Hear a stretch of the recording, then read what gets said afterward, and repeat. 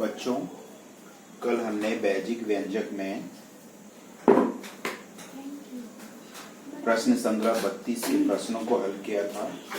आज हम लोग प्रश्न संग्रह 33 के प्रश्नों को हल करेंगे। इस प्रश्न संग्रह को हल करने के पहले हम देखेंगे कि सजातीय एकपदियों का योगफल किस प्रकार किया जाता है और द्विपद व्यंजकों का योगफल किस प्रकार किया जाता है। पहले हम उदाहरण द्वारा इसे समझ लेंगे। जैसे कि 3 अमरूद हैं और 2 अमरूद हैं, इनका योगफल हमसे पूछा जाए तो हम कहते हैं 5 अमरूद।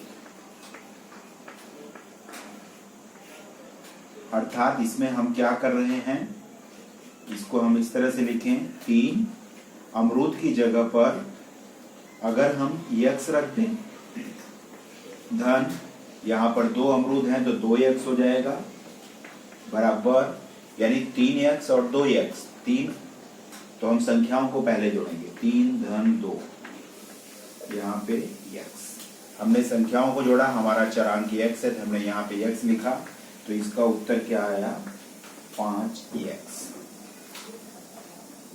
इस उदाहरण में हम देखते हैं कि 3x एक पदी है, 2x एक पदी है।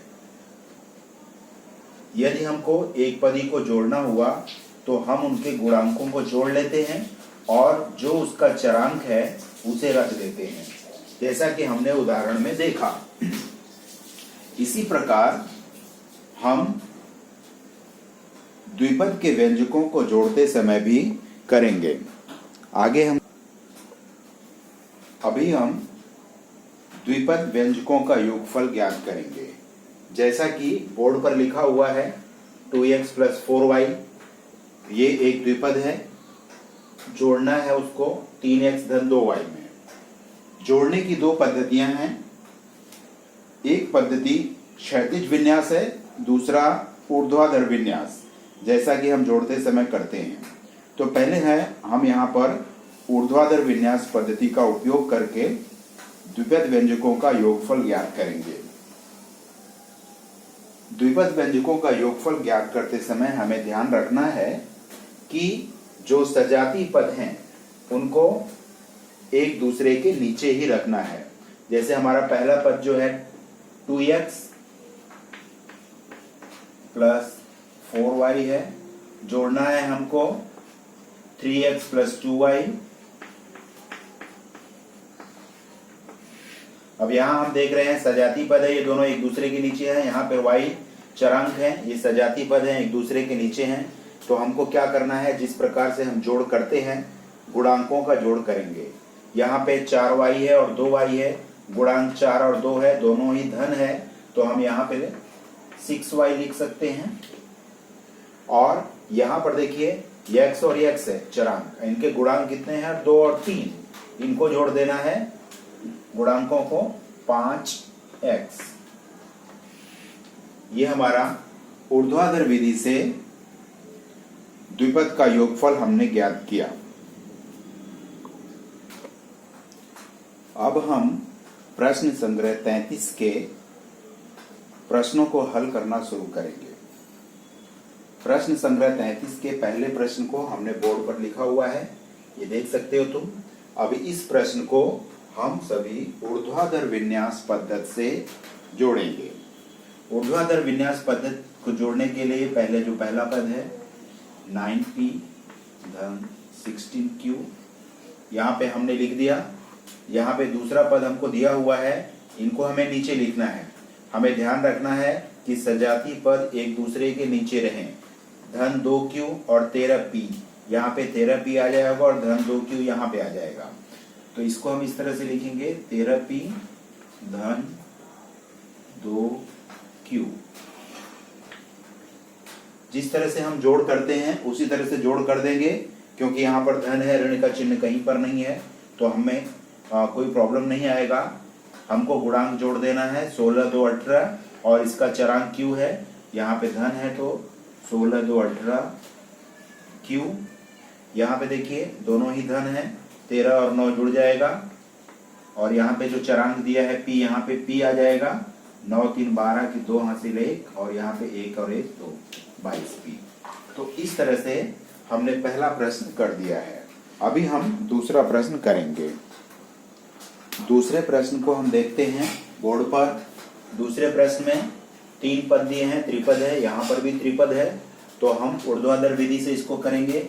पहले ये जो त्रिपद है, पहला त्रिपद उसको हम लिख लेंगे, 2A धन 6B धन 8C।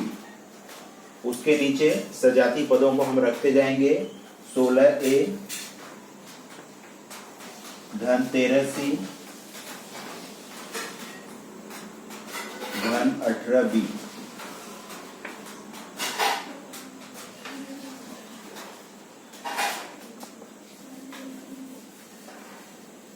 प्रश्न 2 के सजाती पदों को हम रखेंगे। पहले हम जो पहला त्रिपद है उसको रखेंगे, 2A धन 6B धन 8C। दूसरा त्रिपद हमको यहाँ पे दिया हुआ है, सजाती पदों को हमको एक साथ रखना है। तो पहला हमारा 16A है, ये धन है, तो यहाँ पे 16A रख लेंगे। इसके बाद धन 13C है, हम ध्यान में रखेंगे कि C चरांक C है और ये चरांक C है, तो सजाती पदों को हमको एक साथ रखना है, तो यहाँ पे धन 13C आएगा। और इसके बाद धन 18B है, चरांक B है, तो धन 18B यहाँ पर आएगा। इस बात का हमें बराबर ध्यान रखना है। सजाती पदों को एक दूसरे के नीचे रखेंगे, तभी हमारा उत्तर सही आएगा। अभी सभी यहाँ पे धन में ही है, तो हमको जोड़ देना है और चरांक लिख देना है। यहाँ इसका चरांक C है, 13 और 8 को जोड़ देंगे हम लोग, तो हो गया 21C, ये धन है। यहाँ पे भी देखिए B चरांक है, गुणांक को हम जोड़ देंगे, 18 और 6 24, यहाँ पे भी धन है, धन आ जाएगा, 16 और 2 18, गुणांक है, और A चरांक है। इस तरह से हमारा दूसरा सवाल भी हल हो गया है। अब हम तीसरा सवाल हल करेंगे प्रश्न संग्रह का। हमें यहाँ द्विपद दिया हुआ है, 2 द्विपद दिए हुए हैं, जैसा कि हम हल करते आ रहे हैं। 13x वर्ग ऋण 12y वर्ग, ये दूसरा द्विपद है, उसके नीचे रखेंगे। सजाती पदों को एक साथ ही रखेंगे, जो चिन्ह दिए हैं उनको भी चिन्ह का ध्यान रखना है तुमको। ऋण 8y वर्ग है, y वर्ग यहाँ है चरांक, तो ऋण 8y वर्ग 6x वर्ग, यहाँ पे 6x वर्ग है, जोड़ देंगे हम। अभी जैसा कि आप देख रहे हैं दोनों ही ऋण है, ये कितना हो जाएगा, ऋण 20 y वर्ग, और यहाँ पे दोनों ही धन है, 13 6 19, गुणांक 19 x वर्ग चरांक है। ये हमारा तीसरा सवाल हो गया। चौथे सवाल में द्विपद हमको दिया हुआ है। यहाँ देखिए 17A वर्ग B वर्ग धन 16C दिया है, यहाँ 28C ऋण 28A वर्ग B वर्ग।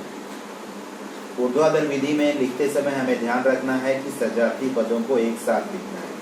इस द्विपद को मैंने यहाँ लिख दिया है। अभी इस द्विपद को लिखते समय देखिए यहाँ पे 28C है, चरांक C है, तो हम इसके नीचे लिखेंगे इसको। ये धन है, यहाँ हम धन रखेंगे और यहाँ लिखेंगे 28C, और A वर्ग B वर्ग चरांक है, यहाँ पर भी A वर्ग B वर्ग चरांक है, ऋण 28A वर्ग B वर्ग, ऋण 28A वर्ग B वर्ग। अब इसको हम जोड़ेंगे। यहाँ पे दोनों धन चिन्ह है, यहाँ पे धन ही आएगा, चरांक C है, C लिखेंगे, 28 और 16 को जोड़ देंगे हम, 8 6 14 की 4, हासिल 2 1 3 और 1 4, 44C। अब यहाँ पे ध्यान रखिए चरांक हमारा A वर्ग B वर्ग है, हम इसके ए वर्ग बी वर्ग लिख देंगे। गुणांक हमको एक ऋण है एक धन है, तो दोनों का अंतर कितना हो जाएगा? 11। संख्या ऋण 28 ज्यादा है, इसका ऋण 11 ए वर्ग बी वर्ग।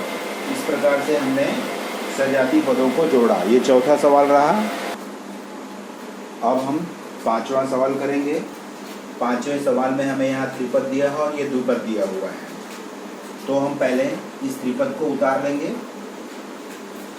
3y वर्ग ऋण 10y धन 16। इसमें हमें ये जोड़ना है 2y ऋण 7। हमें सजाती पदों को एक साथ रखना है। धन 2y है यहाँ पे, तो सजाती पद 10y है, तो यहाँ पे हम लिखेंगे धन 2y। ऋण 7 संख्या है, संख्या के नीचे ही आएगा, यहाँ पे ऋण 7। यहाँ पे कुछ नहीं है, यहाँ पे इसको हम ऐसे ही रखेंगे, धन का निशान लगाएंगे और सजाती पदों को जोड़ देंगे। यहाँ पे धन है, यहाँ ऋण है, धन 16 ऋण 7, तो कितना हो गया? धन 9। यहाँ पे ऋण 10 धन 2y। यहाँ पर ऋण 10y है धन 2y है।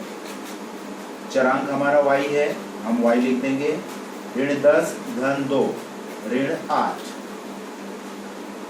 और ये जैसा का तैसा हम उतार लेंगे 3y वर्ग। इस तरह से हमारा पांचवा सवाल हो गया। उसी तरह हम छठे सवाल को भी करेंगे। ये त्रिपद है और ये द्विपद है, इसको हम उतार लेंगे। ऋण 3y वर्ग धन 10y ऋण 16। उसके नीचे हम सजाती पदों को रखेंगे। इसमें हम देख रहे हैं y वर्ग है चरांक, तो y वर्ग चरांक है, तो y वर्ग के नीचे आएगा 7y वर्ग धन 7y वर्ग है, धन 7y वर्ग धन 8 है। संख्या है तो संख्या के नीचे ही आएगा धन 8। यहाँ पर कुछ लिखना नहीं है, अब इसको हम जोड़ देंगे। ऋण 16 धन 8, ऋण 16 धन 8 ऋण 8 होता है। इसको हम इसी तरह उतार लेंगे, धन 10y। और यहाँ पे देखिए ऋण 3y वर्ग है धन 7y वर्ग है, तो इसका उत्तर आएगा ऋण 3 और धन 7 धन 4, तो 4y वर्ग। इस तरह से हमने प्रश्न संग्रह 33 के सभी प्रश्नों को कर दिया है। आप लोग जरा ध्यान से देख लें।